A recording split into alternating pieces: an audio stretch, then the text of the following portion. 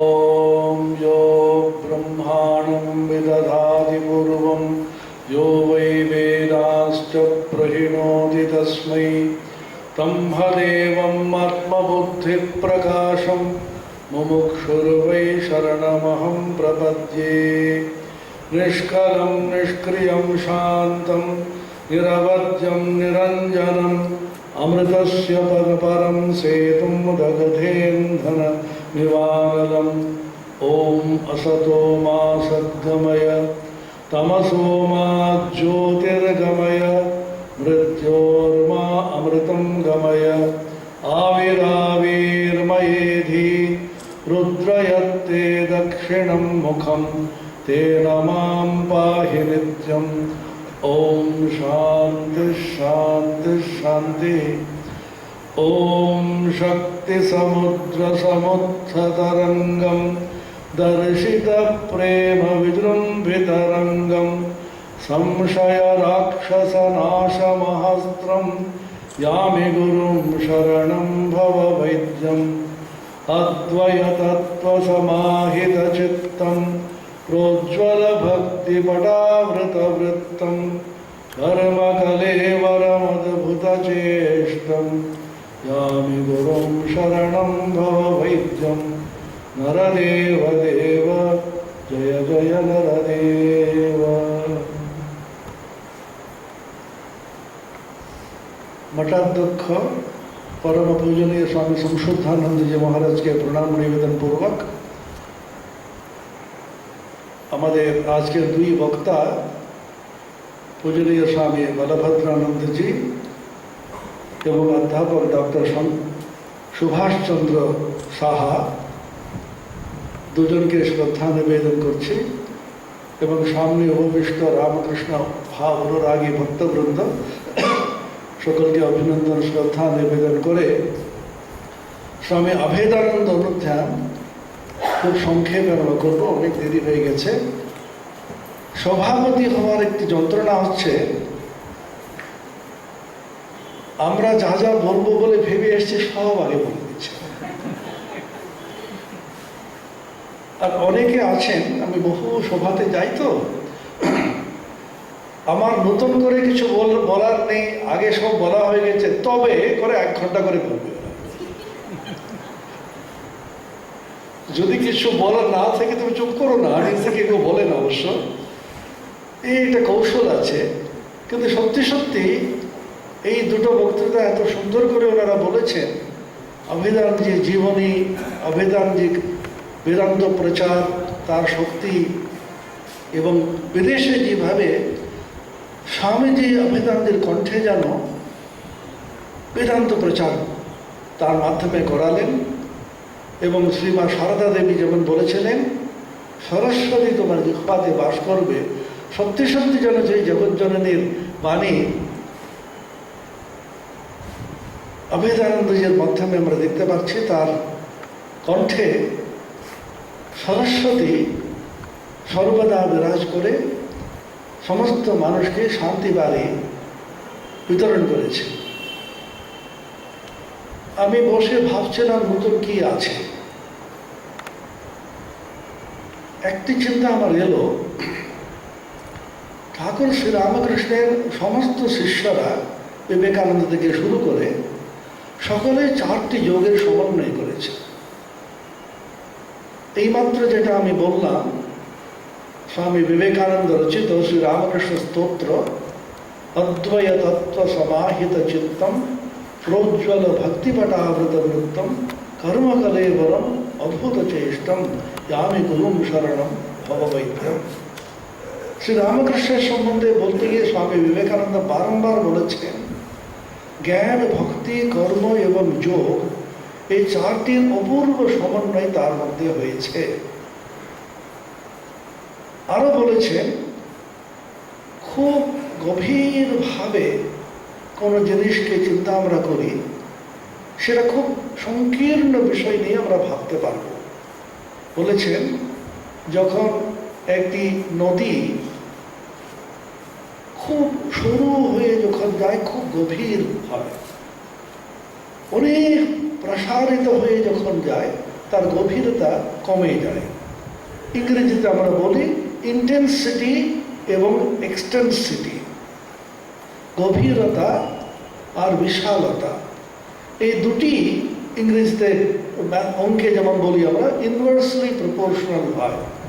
যেখানে গভীরতা বেশি সেখানে বিশালতা কম, এবং বিশালতা যেখানে বেশি সেখানে গভীরতা সাধারণত কম হয়। স্বামী বিবেকানন্দ বললেন, কিন্তু আশ্চর্য বিষয় এই যে শ্রীরামকৃষ্ণ অবতারে গভীরতা এবং বিশালতা দুটি কিন্তু সমানভাবে অত্যন্ত বিশাল এবং অত্যন্ত গভীর, এইরকম একটি চরিত্র আমরা দেখতে পাচ্ছি। সেখান থেকে বলছেন সমাজও কিন্তু এইরকম গঠন করা সম্ভব, কারণ সমাজটা হচ্ছে বহু মানুষের সংকলন মাত্র, অ্যাগ্রিগেটেড ইন্ডিভিজুয়ালস বলছেন। ঠাকুর শ্রীরামকৃষ্ণের প্রত্যেকটি শিষ্যের মধ্যে আমরা দেখতে পাচ্ছি গভীরতা এবং বিশালতা দুটোরই কিন্তু অপূর্ব সমন্বয়। গভীরতার মধ্যে সংকীর্ণতার একটি স্পর্শ থাকতে পারে, বিশালতার মধ্যে এমন একটি ভাব থাকে যাতে কোনো বিষয় সম্বন্ধে খুব সূক্ষ্ম, অত্যন্ত মর্মস্পর্শী, তার মধ্যে এমন একটি বিষয়টাকে উদ্ঘাটন করার যে ক্ষমতা, সেটা অনেক সময় দেখা যায় না। স্বামী অভেদানন্দের মধ্যে আমরা দেখতে পাচ্ছি উনি এত পাণ্ডিত্যপূর্ণ ছিলেন, এত বক্তৃতা দিয়েছেন, এত লেখা ছিল, এতগুলো খণ্ড আমার আছে, প্রত্যেকের মধ্যে একটি গভীর বিষয়ের কিন্তু চিন্তা রয়েছে। বিবেকানন্দ তো কিন্তু অসাধারণ অতুলনীয় ছিলেন। স্বামী বিবেকানন্দ যেন স্বামী রামকৃষ্ণের কিন্তু প্রতিমূর্তি এই বিষয়ে। স্বামীজি বলতেন, broad as the skies and deep as the ocean, সমুদ্রের মতন গভীর এবং আকাশের মতন মানুষ যেন বিশাল উদার যেন হয়। সংকীর্ণতা, উদারতার অভাব স্বামী বিবেকানন্দকে স্পর্শ পর্যন্ত করতে পারল না। এত উদার একজন মানুষ ছিলেন, প্রত্যেকে যার সংস্পর্শে আসত, তার গুরু ভাইদের থেকে শুরু করে, শিষ্যদের থেকে শুরু করে, যে কোনো মানুষকে মহত্ব প্রদান করা তার বিশেষ কৌশল ছিল। সাধারণত আমরা দেখি একজন বিশাল ব্যক্তিত্বের সামনে যখন আমরা যাই তখন মনে হয় যেন আমরা কত ক্ষুদ্র, আমরা কত ছোট, আমরা কিন্তু একেবারে নগণ্য, আমরা কিছুই নেই। সেরকম ভয়, শ্রদ্ধা, ভয় মিশ্রিত এক রকমের ভক্তি আমাদের থাকে। স্বামী বিবেকানন্দের কাছে যারা গিয়েছেন, স্মৃতিকথাতে আমরা পাচ্ছি, তিনি যে কোনো মানুষকে মহত্ব প্রদান করতে পারতেন। তিনি যে মহান ছিলেন, সেই মহত্বের যে রশ্মি তার মধ্যে প্রবিষ্ট হয়ে ওকে যেন মহান হয়ে করে তুলেছে। সেটা কিন্তু খুব সহজ নয়। কিন্তু বিশাল ব্যক্তিত্বের সামনে আমাদের কিন্তু অপদার্থতা, আমাদের যে অকিঞ্চনতা, আমাদের যে ক্ষুদ্রতা, আমরা কিন্তু স্বাভাবিকভাবে অনুভব করতে বাধ্য। এখানে একজন মহান ব্যক্তি যার কাছে গিয়ে যে সাধারণ মানুষজন নিজেকে মহান বলে মনে করে। মিস ম্যাকলাউড স্বামীজির সম্বন্ধে বলতে গিয়ে বলছেন, স্বামীজির অসাধারণ গুণ ছিল, তার একটি বিশেষত্ব ছিল his unlimitedness, বিশালতা, একেবারে অসীমতা, যেন কুল কিনারা খুঁজে পাওয়া যাচ্ছে না। The amazing size of him, মানে এত বড় মাপের মানুষ, আমরা কিন্তু খুঁজে পাচ্ছি না ওনার সীমাটা কোথায় আছে। আরেকটা বলছেন বিবেকানন্দের আরেকটা বৈশিষ্ট্য, his total lack of self-consciousness, সম্পূর্ণ আত্ম সচেতনতা শূন্যতা। এটা কঠিন আছে বাংলা করাটা। তিনি এত মহান, এত বিরাট কেন হলেন? তা না, তার বিরাটত্ব, তার মহত্বের সম্বন্ধে তিনি নিজেই জানতেন না। বলভদ্রানন্দ সুন্দর করে বললেন যেটা, স্বামী বিবেকানন্দ ছোটবেলা থেকে মনে করতেন তিনি যেন অন্যদের মতনই একটি মানুষ।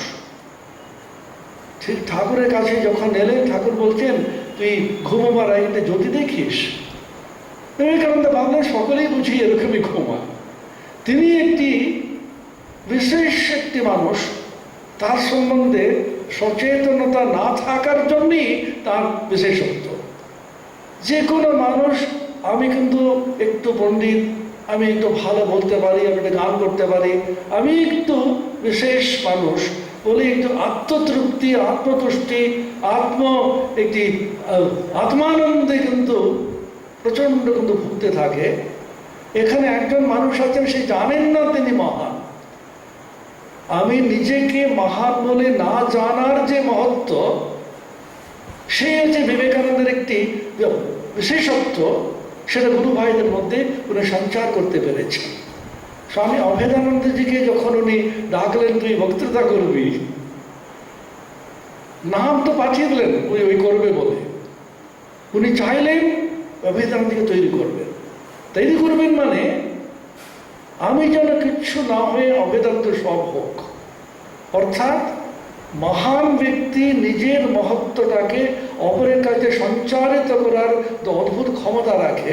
সেটাই মহান ব্যক্তির মহত্বের একটি অন্যতম একটি পরিচয়। আমি মহান, আর একজনকে ক্ষুদ্র করে আমি মহান হতে পারি। তুমি এত ছোট, তার তুলনায় আমি কিন্তু মহান। দুই রকম মহত্ব, যেটাকে ইংরেজিতে ইদানিং কালে চলে এক্সেলেন্স বলি না আমরা। এক্সেলেন্স মানুষ যখন অর্জন করে, দুই রকম এক্সেলেন্স আছে। একটা এক্সেলেন্স, একটি মহত্ব আছে, অন্যদের তুলনায় আমি কত এক্সেলেন্ট, আমি কত মহান। তুমি যে গান করলে না, আমার গানটা শুনেছ? আমি বলতে চাই না, আমাকে সব বলবে। ইদানিং যেটা দেখছি আমি আমার সম্বন্ধে কখনো বলি না, তবে তোমাকে যে বলছি, আমি কিন্তু আমার মহত্বের সম্বন্ধে সম্পূর্ণ সচেতন হয়ে অপরকে একটুখানি ছোট্ট বলে দেখিয়ে তাতে একটু আত্মসন্তুষ্টি পেয়ে ওকে সান্ত্বনা দিয়ে একটুখানি আশীর্বাদ করলাম। এই এক রকমের মহত্ব, এক্সেলেন্স বাই কন্ট্রাস্ট, অন্যদের তুলনায় আমি কত মহান। আর এক রকম মহত্ব আছে, excellence in relation to the ideal, আদর্শের সঙ্গে তুলনা করে আমি কিন্তু মহত্বটা অর্জন করতে পেরেছি কি না। আদর্শ এত বিশাল। আধ্যাত্মিক আদর্শ কি? আধ্যাত্মিক আদর্শ হিমালয় ছাড়িয়ে কোথায় অসীমের মধ্যে চলে যাচ্ছে। সে অসীম, বিশাল, বিরাট, গভীর যে আদর্শ, তার তুলনায় আমি কিন্তু মহত্ব হতে পারছি কি না। সেটা কিন্তু বিবেকানন্দ প্রভৃতি তার গুরু ভাইদের মধ্যে যে সঞ্চারিত করতে পেরেছেন। ঠাকুর শ্রীরামকৃষ্ণ জানতেন না তিনি বিশেষ কিছু, অন্যরা বলতো তুমি বিশেষ। এত সহজ সরল শিশু সুলভ ছিলেন। পঞ্চবর্ষ বালা ভাবযুক্তম সর্বূপিণম বলা আছে না, একেবারে 5 বছরের ছেলের মতন। অথচ তিনি পরমহংস, তিনি নিজেই জানেন না। মাঝে মাঝে মজা করে বলতেন, আমি কি এমনি হংস, আমি পরমহংস। ভৈরবী ব্রাহ্মণে সভা ডাকলেন, শ্রীরামকৃষ্ণ সত্যি সত্যি অবতার বলে প্রমাণ করতে হবে। একেবারে অত্যন্ত গর্বের সঙ্গে নিজের সন্তানকে যেভাবে ঘোষণা করবে, মথুরবাবুকে বললেন যত পণ্ডিত আছে সকলকে ডাকো। ইদানিং কালে যে মূল্যায়ন হচ্ছে বিভিন্ন বিশ্ববিদ্যালয়, মহাবিদ্যালয়, ন্যাক বলে ওটাকে, national accreditation and assessment council. আমি মজা, আমাদের কাছে ন্যাক যখন এসেছিল, প্রথম ন্যাক হয়েছিল কোথায়? ভৈরবী ব্রাহ্মণী প্রথমে এসে ন্যাক করলেন শ্রীরামকৃষ্ণকে। তিনি বলেন প্রমাণ করতেই হবে। কত পণ্ডিত, তখনকার দিনে বিশাল বিশাল পণ্ডিতকে ডাকা হলো। মথুরবাবু বললো যত টাকাই লাগুক না কেন নিয়ে এসো। নিয়ে এসে ভৈরবী ব্রাহ্মণী বিভিন্ন রকম শাস্ত্রাদি, বৈষ্ণব শাস্ত্র থেকে শুরু করে চৈতন্য মহাপ্রভু, তারপরে ওদের জীবনী ইত্যাদি করে রাধিকার কিরকম ভাব, মহাভাব হতো, সব প্রমাণ করে করে করে দেখালেন। ঠাকুরের মধ্যে এই সমস্ত ভাব, মহাভাব কিন্তু একেবারে পরিষ্কার করে আমরা কিন্তু দেখতে পাচ্ছি। ঠাকুর ওখানে কি করছে? আলোচ্য বিষয়, মূল কেন্দ্র হচ্ছে শ্রীরামকৃষ্ণ ঠাকুর। তিনি বাচ্চা ছেলের মধ্যে বসে বসে মৌরি খেয়ে দিচ্ছে। তাহলে কিছুক্ষণ মাঝে মাঝে মাঝে বলছেন, না গো আমার এইরকম না, আমার এরকম হয়। একদম শেষে সর্বসম্মতিক্রমে সকলে মেনে নিল ঠাকুর অবতার। তার মধ্যে গৌরী পণ্ডিত খুব রেগে গেল, তোমাকে অবতার বলছে? কে বলছে তোমাকে অবতার? ছিচিহীন বুদ্ধি, যেই উৎস থেকে অবতার পুরুষেরা আসে সেই তুমি আবার অবতার কি করো? অবতারটা অত্যন্ত ছোট কথা। এই হচ্ছে গৌরী পণ্ডিতের ছিল। সব শেষে ঠাকুরকে ন্যাকের রিপোর্ট দেওয়া হলো, হ্যাঁ সত্যি সত্যি তুমি অবতার বলে প্রমাণিত হয়েছে।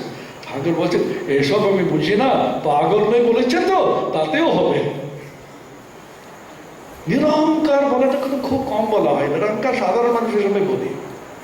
অহংকার শূন্য হয়ে কিন্তু তিনি বিরাট আমিত্ব নিয়ে এসেছেন। স্বামী অভেদানন্দ, স্বামী বিবেকানন্দ দেখে মনে হচ্ছে অন্যরকম ব্যতিক্রম আমরা দেখতে পাচ্ছি। ঠাকুর শ্রীরামকৃষ্ণ অহম শব্দ ব্যবহার করতে পারতেন না। বাংলাতে আমি আমার এই কথা কিন্তু কখনো বলতে পারতাম না। তিনি বলেছেন, তিনি কিন্তু যেখানে যা শিখেছেন সবসময় তার রেফারেন্স অ্যাকনলেজমেন্ট দিয়েছেন, কখনো অ্যাকনলেজমেন্ট ছাড়া কখনো এদিক ওদিকে নিতেন না। বৈষ্ণবাচরণের কাছে শিখেছিলাম আমি আমারটা পরিবর্তে এখানে আর এখানকার বলতেন। আমি যখন ব্যবহার করতে পারতেন না, আমি মজা করে ভাবি ঠাকুর এবারে আমি আমারটা একেবারে বাদ দিলেন কেন?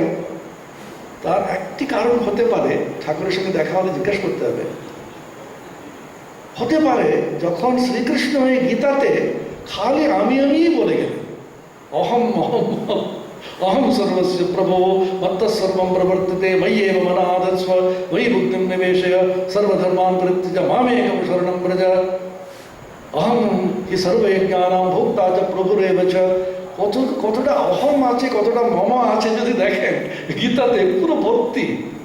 তখন এবারে ভাবলাম এত বেশি অহম আর মম বলে এসছি, ময়ি বলে এসছি, এবারে রামকৃষ্ণ অবতারে একেবারে সম্পূর্ণ বাদ দিতে হবে।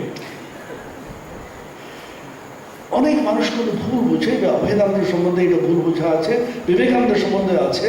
বিবেকানন্দ যেন এতটা আমি বলে যাচ্ছেন কেন? What? I, who have realized the vanity of all earthly nonsense, to be swayed from a path by babies prattling? Do I look like that? কি আমার সম্বন্ধে তুমি কি জানো? What do you know about me? একবার যেতে যেতে দুটি পাথর নিয়ে, নিবেদিতার সঙ্গে আছেন, দুটি পাথর নিয়ে একটা ঠক করে শব্দ করে বলছেন, I am as hard as that because I have touched the feet of God.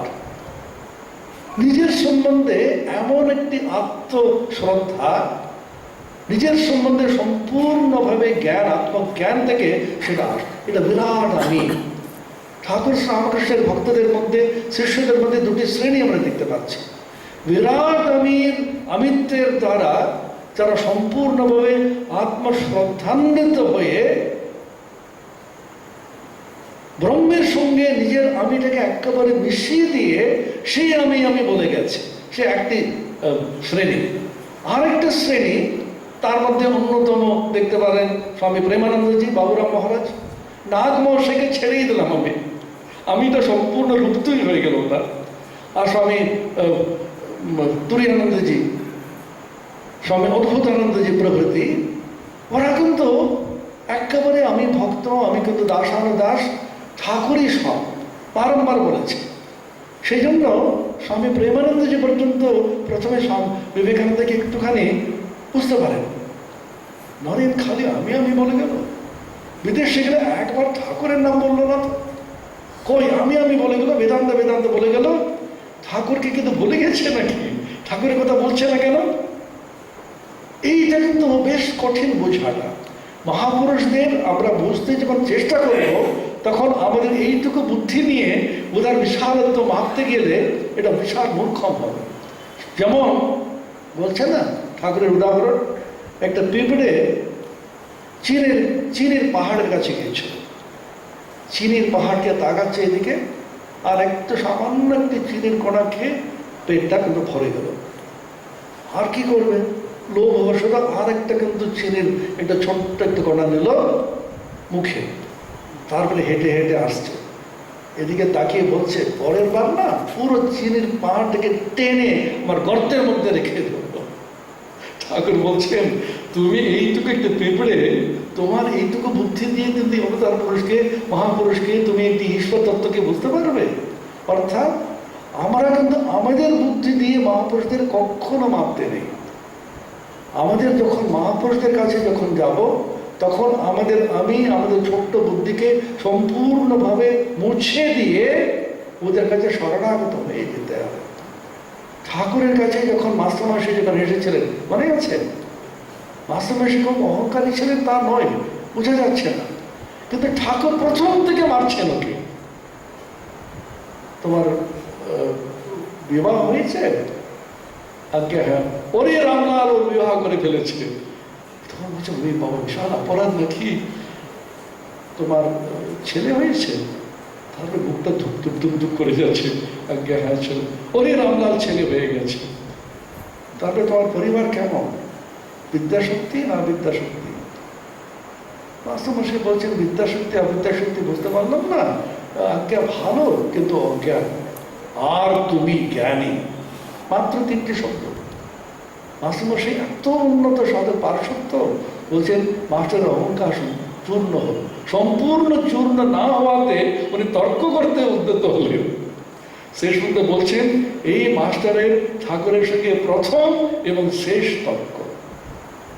ঠিক অর্জুন যেমন প্রথম অধ্যায় পড়ে দেখুন, শ্রীকৃষ্ণের সঙ্গে খালি তর্ক করে যাচ্ছে।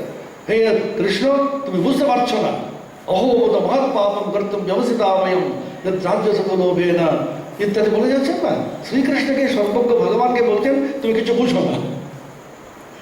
শেষ পর্যন্ত যখন কার্পণ্য দোষ অবহত স্বভাব পৃচ্ছামি ত্বাম ধর্ম সমূঢ় চেতা শ্রেয়স্যা নিশ্চিতম ব্রূহি তন্মে শিষ্যস্তেহম সাধি মাম ত্বাম প্রপন্নম। আমি তোমার শিষ্য, আমাকে কিন্তু শাসন করো, আমাকে তুমি উপদেশ দাও, আমি প্রপন্ন শরণাগত। তার আগে পর্যন্ত ভগবান কিন্তু উপদেশ দেননি, মুখ খোলেননি। সেই জন্য স্বামী অভেদানন্দকে দেখে স্বামী বিবেকানন্দের মতন লাগে। বিবেকানন্দকে এমনভাবে মনে প্রাণে উনি গ্রহণ করেছেন যাতে যেন ওর অঙ্গ ভঙ্গি, হাঁটা চলা বসা সব যেন বিবেকানন্দকে যেন নকল করেছে। এটা কিন্তু নকল করা নয়, ভিতরে সত্তা এমন ঢুকে যায়, সত্তান্বিত হয়ে ওইরকম কিন্তু করতে আপনা আপনি কিন্তু প্রবণতা এসে যায়।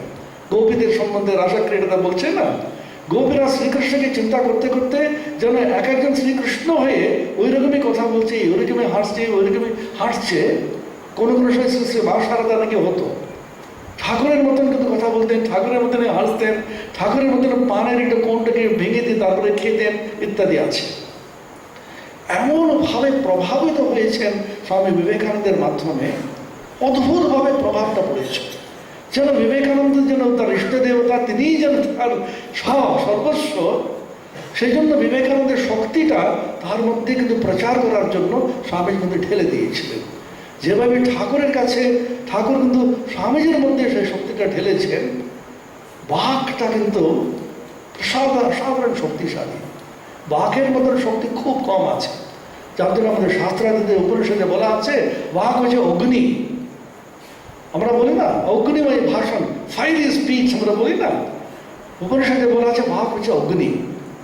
আর অগ্নিসত্তা বাঘের মাধ্যমে একটা মানুষকে অসাধারণ অনুপ্রেরণা দেওয়া যায়, অসাধারণ ক্ষতি করা যায়, আর সমস্ত বিশ্বকে জাগানো যায়, আর মানুষকে কিন্তু বিশালভাবে এটা হতাশ করে দেওয়া যায়। সেজন্য বাঘ কাল কাকে দেবেন?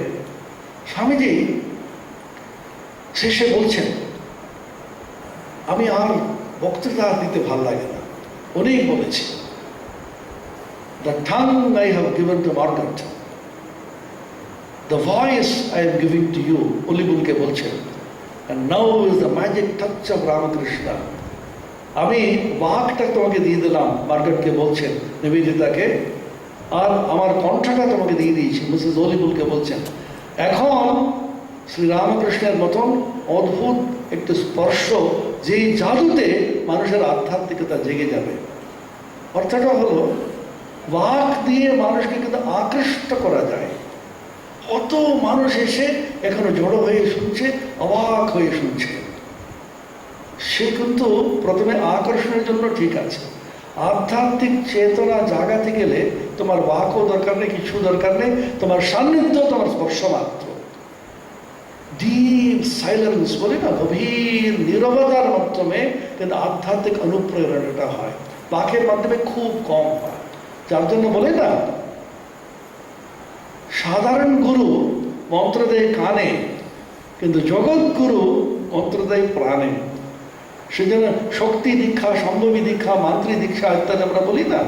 অভেদানন্দ যে প্রভৃতি আমাদের বলভদ্রানন্দ বললেন, সারদা দেবী এসে মন্ত্র দিতে হলো কয়েকজন শিষ্যকে। তারা কি ঠাকুরের শিষ্য ছিলেন না? অবশ্যই ছিলেন। এই কারণে ঠাকুর কাকে কিভাবে শক্তি সঞ্চার করিয়েছেন আমরা কিন্তু বুঝতে পারি না। কাউকে কিন্তু জিভে লিখে দিতেন, কাউকে কিন্তু বুকে স্পর্শ করতেন। স্বামীজিকে কি করলেন? নরেন্দ্রনাথ দত্ত 19 কোটি বছরের যুবক যখন সামনে এসেছেন, ঠাকুর স্পর্শ মাত্রই উচ্চতম আধ্যাত্মিক অনুভূতি, নির্বিকল্প সমাধি ওকে প্রদান করার জন্য অত্যন্ত আগ্রহান্বিত হয়েছেন। লীলা প্রসঙ্গকার স্বামী শারদানন্দের উক্তি এটা। উচ্চতম আধ্যাত্মিক অনুভূতি স্পর্শ মাত্রই। সংস্পর্শ মাত্রে নৃণাম সমাধি বিধায় সদ্য ভুবি রামকৃষ্ণ। অভিধান স্তোত্রতে লিখছে না, সংস্পর্শ মাত্রে সমস্ত মানুষকে সমাধি লাভ করাবার অসাধারণ ক্ষমতা যে সংস্পর্শ মাত্রে উনি দিতে চাইলেন। নরেন চিৎকার করে, লোক কি করছো? আমার বাপ মা আছে, আমি বিশ্বনাথ দত্তের ছেলে। মানুষের মন নিতে পারে না। পরবর্তীকালে অনেকবার স্বামীজির সম্বন্ধে বলতে গিয়ে নরেনকে কিন্তু খোঁচা দিয়েছেন, স্বামীজি এটা ঠুকেছেন। নরেনও বলেছিল আমার বাপ মা আছে। মনুষ্য শরীর ধারণ করে যখন আসে, মানুষের শরীর কিন্তু শরীরটা টানে, আমি অমুকের ছেলে। ঠিক তার প্রতিফলন আমরা পাচ্ছি কঠোপনিষদের একটি অদ্ভুত মন্ত্রের দিয়ে শঙ্কর ভাষ্যে। মন্ত্রটা হলো, এষ সর্বেষু ভূতেষু গূঢ়োন্মান প্রকাশতে দৃশ্যতে ত্বগ্রিয়া বুদ্ধ্যা সূক্ষ্ময়া সূক্ষ্মদর্শিভিঃ। সেই মন্ত্রে ভাষ্য লিখতে গিয়ে ভগবান শঙ্করাচার্য এমন একটি উচ্চ যেন কবিত্বপূর্ণ ভাষায় লিখছেন, অহো অতিগম্ভীরা দুরবগাহ্যা বিচিত্রা চৈয়ম মায়া যদয়ম সর্বো জন্তুঃ परमार्थत परमात्मा सतत्वोपि एवं बोध्यमानोपि अहम परमात्मा इति न गृह्णाति अनुच्यमानोपि अहम अमुष्य पुत्र इति गृह्णाति। একেবারে স্বামীজির জীবনে কিন্তু বেলে যাচ্ছে। কেউ এসে তোমাদের বলছে না তুমি অমুকের ছেলে, অথচ আমরা অমুকের ছেলে বলে চিৎকার করে যাচ্ছি। বারংবার গুরু বলছেন, শাস্ত্র বলছেন তুমি সেই পরমাত্মা, এবং পরমাত্মা বলে আমরা গ্রহণ করতে পারছি না কেন? এই বিশাল একটা মায়া সকলকে কিন্তু ঢেকে রেখেছে। নূনম পরস্যৈব মায়া মোমুষ্যমানঃ সর্ব লোকো ব্রহ্মমিতি তথাচ স্মরণম। যোগ মায়ার দ্বারা যেভাবে সমস্ত আবৃত হয়ে আছে, নাম প্রকাশ সর্বস্য যোগ মায়া সমাবৃতঃ। এগুলো কেন বলছি আমি? স্বামী বিবেকানন্দকে প্রথমে স্পর্শ করে উনি যখন উচ্চতম নির্বিকল্প সমাধি প্রদান করতে উদ্যত হয়েছিলেন, তাহলে বিবেকানন্দকে কি ধরনের দীক্ষা উনি দিলেন? সম্ভবী দীক্ষা না, শক্তি দীক্ষা, বিচিত্র রকমের দীক্ষার কথা বলা আছে। আসল কথাটাতে শক্তি সঞ্চার, আধ্যাত্মিক শক্তি। স্বামী বিবেকানন্দ বলছেন, যেভাবে একটা ফুল আর ফল আরেকজনকে তুমি দিতে পারে, ট্যাঞ্জিবলি, really, প্যালপেবলি, you can give spiritual power to somebody just like you give a flower or a fruit to somebody. এই নাও, ঠিক বৃহদারণ্যক উপনিষদে আমরা পাচ্ছি এটা। যাজ্ঞবল্ক্যকে যখন প্রশ্ন করা হচ্ছে, যাজ্ঞবল্ক্য বলছেন, হে যাজ্ঞবল্ক্য, ব্রহ্ম সম্বন্ধে আত্মা সম্বন্ধে এতগুলো কথা বলছো, গরুকে নিয়ে এসে সিং ধরে এই দেখো গরু, এরকম যেমন দেখায় সেরকম দেখাতে পারো? সাক্ষাৎ অপরোক্ষাৎ ব্রহ্মা। স্বামী বিবেকানন্দ রামকৃষ্ণ জীবনেতে আবার পুনরাবৃত্তি, তুমি দেখাতে পারো? ঠাকুর বললেন, আমি দেখছি, তোমাকে যেমন দেখছি তার চেয়ে স্পষ্টতর ভাবে অবশ্যই তোমাকে দেখাতে পারি, কিন্তু বলো কে দেখতে চাই। অর্থাৎ এই মহাপুরুষেরা এসে শক্তি সঞ্চার করে আধ্যাত্মিক চেতনা জাগরণ করেন। স্বামী অভেদানন্দ 25 বছর বিদেশে থেকে গেলেন।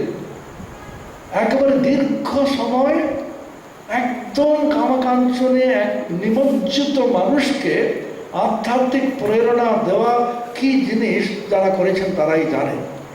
Swami Vivekananda, each soul is potentially divine, সমস্ত মানুষ কিন্তু ঈশ্বর প্রতিনিধি ইত্যাদি বলে গেলেন, ঈশ্বরের মূর্তি। It is a sin to call a man a sinner ইত্যাদি বলেছেন। Doubtless I love India, but what is India or America or England or France to us? We are the children of that one God who by the ignorant is called man. মানুষ বলে আমরা ভুল করে বলছি, সেগুলো সাক্ষাৎ ভগবত স্বরূপ ইত্যাদি সমস্ত মানুষের ভগবত সত্তা, ঈশ্বরের সত্তার সম্বন্ধে কিরকম গুণগান করে গেলেন, সেই বিবেকানন্দ একটা চিঠিতে লিখছেন, অদ্ভুত লাগে। This constant mixing with human animals has completely drained me. আমি এখন পালিয়ে যাবো, হিমালয়ে গিয়ে সমস্যা করতে যাবো। এই পশুদের সঙ্গে মনুষ্য রূপে যে পশুগুলো ঘুরে বেড়াচ্ছে এখানে কামিনী কাঞ্চন এই ভোগ করে, তাদের সঙ্গে মিশতে মিশতে আমার একেবারে বিরক্তি এসে গেছে, আমি আবার হিমালয়ে গিয়ে তপস্যা করব। তার মানে কি কঠিন জিনিস বুঝতে হবে, আমরা কিন্তু আমাদের কল্পনাও করতে পারি না। বুঝতে হবে, জানতে হবে, বিশেষ করে বিদেশে যারা কাজ করেছেন এবং করছে তাদের কথা বলছে। আমি তার যে অন্যতম, অন্যান্য কোনো ভাইরা ততটা করার সুযোগও পেলেন না। স্বামী ব্রহ্মানন্দ গেলে শরীরে থাকতো না। অনেক সময় ভাবি আমি, রামকৃষ্ণ শক্তি দিয়ে এদের পাঠিয়েছেন তো, রামকৃষ্ণ যদি যেতেন শিকাগো পার্লামেন্টে বলতেন কি হতো, এমনি কল্পনা করি। প্রথমে যেতেই পারতেন না, যখন যেতেন জাহাজ থেকে দেখছেন নীল সমুদ্র দেখে ওনার যৌবনার উদ্দীপনা হয়ে যেত, সঙ্গে সঙ্গে ঝাঁপ দিয়ে দিতেন। কি হলো, কাগজে বেরিয়ে যেত হিন্দু ধর্মের প্রতিনিধি গঙ্গায় আমাদের সমুদ্রে ঝাঁপ দিয়ে দিল। তারপরে ওখানে গিয়ে দাঁড়াতেন, সিস্টার্স এন্ড ব্রাদার্স করতে পারতেন, সমাধি কথাই বলতে পারতেন। অর্থাৎ শুদ্ধ সাত্ত্বিক শরীর মন নিয়ে এই ধরনের কাজ অসম্ভব। ওদের কাজটা অত্যন্ত সূক্ষ্মতম রাজ্যে মানুষের অধিকারীদের শুদ্ধ সাত্ত্বিক যারা আসবেন আধার, তাদের আধ্যাত্মিক প্রেরণা, আধ্যাত্মিক জাগরণ ঘটানো। ঠাকুর সহ্য করতে পারতেন না, অসুস্থ হয়ে পড়তেন, শ্রী মাও তাই। কিন্তু মাকে এমনভাবে ঠেলে দিলেন, তোমাকে অনেক কিছু করতে হবে। তখন বলছেন, মা বলছেন, আমি তো মেয়ে মানুষ, আমি কি করতে পারি না, অনেক করতে হবে। কোনো কোনো সময় মা বিরক্ত বলতেন, তিনি তো বেছে বেছে সব ভালো ভালো নিয়ে নিলেন, আমার কাছে যেন পেপড়ের শাড়ির মতন সব পাঠিয়ে দিলেন। একবার স্বামী ব্রহ্মানন্দ, স্বামী প্রেমানন্দ দুজন আছেন, তিনজন ব্যক্তি এসে দীক্ষার জন্য চেয়েছিল। ব্রহ্মানন্দ বলছেন, বাবা আমি পারবো না, আমি একেবারে পারবো না, অসুস্থ হয়ে পড়লেন। তখন বলেন মায়ের কাছে যাও, জয়রামবাটিতে। মা ওদের দেখিয়ে বললেন, এইদের কি করে আমি উদ্ধার করবো, এত রকমের ওদের সংস্কারটা দেখতে পেলেন উনি।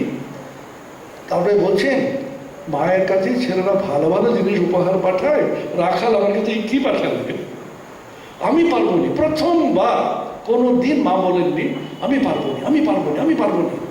শেষ পর্যন্ত ওরা যখন করুণভাবে নিবেদন করলো, কাঁদলো, মহাপুরুষদের এইটা গুণ। আপনি করুণভাবে বলছেন আমি অসহায়, দু ফোঁটা জল ফেলে দিয়ে কিন্তু সঙ্গে সঙ্গে বিগলিত। মা বলছেন, ঠিক আছে জয়রামবাটিতে 3 দিন থাকো, শরীর শুদ্ধ হবে। যখন মা আমাদের দীক্ষা দিলেন, সেই খবরটা স্বামী ব্রহ্মানন্দ প্রেমানন্দ পেলেন।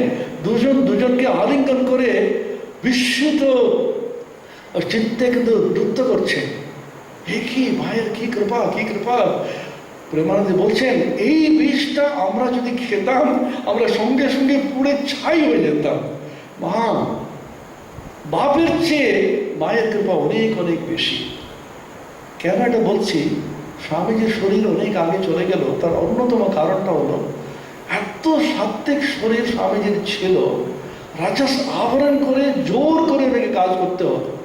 স্বামীজিকে যেমন ঠাকুর একেবারে জোর করে কাজে নামালেন, নরেন শিক্ষা দেবে, নরেন বলছে এসব আমি পারবো নি। তখন ঠাকুর হেসে বললেন, পারবো না মানে তোর হাড় করবে।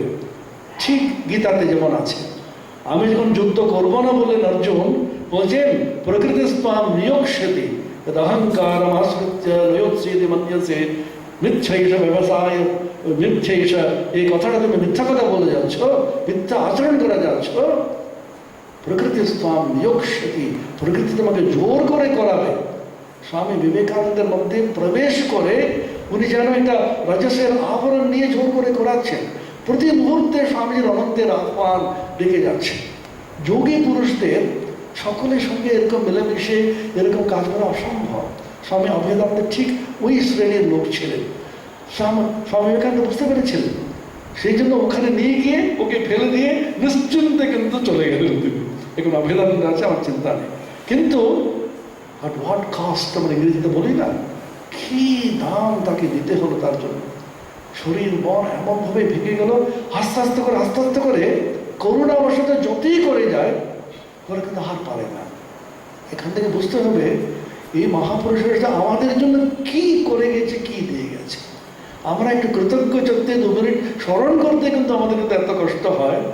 কিভাবে দিয়ে গেলেন। ঠাকুরের কথা আমি ছেড়েই দিলাম, মায়ের কথা ছেড়ে দিলাম, তার গুরু ভাইদের 25 বছর সেই পাশ্চাত্য দেশে সম্পূর্ণ একেবারে ভোগ সর্বস্ব যে সভ্যতার মধ্যে কিভাবে সকলকে কিন্তু কৃপা করে গেছেন, কৃপা বিতরণ করে গেছেন।